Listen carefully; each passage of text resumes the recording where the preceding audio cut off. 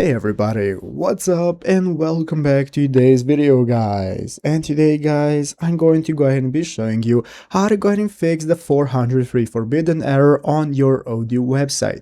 This is a very simple thing to do, so make sure to watch this quick and easy video till the very end, follow my steps correctly, so you can make sure that this works the same for you and you can do this yourself. But yeah guys, let's get straight into it.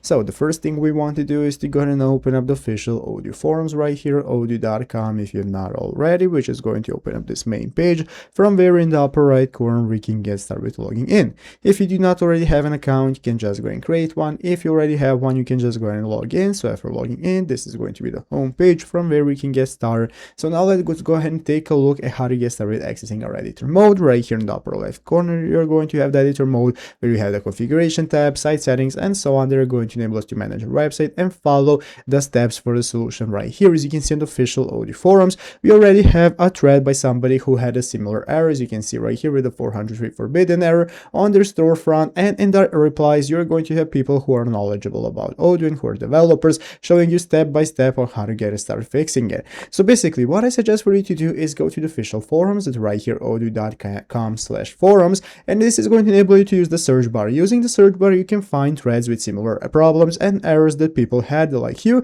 and go ahead and find the solutions to them in the comments by somebody who is more knowledgeable about Odoo. Then you can start using the configuration tab right here, settings, and so on to follow the instructions step by step and get started fixing the problem, and that's your best choice. So I hope this video was helpful. If it was, make sure to leave a like, subscribe to the channel. Thanks for watching, take care, and bye.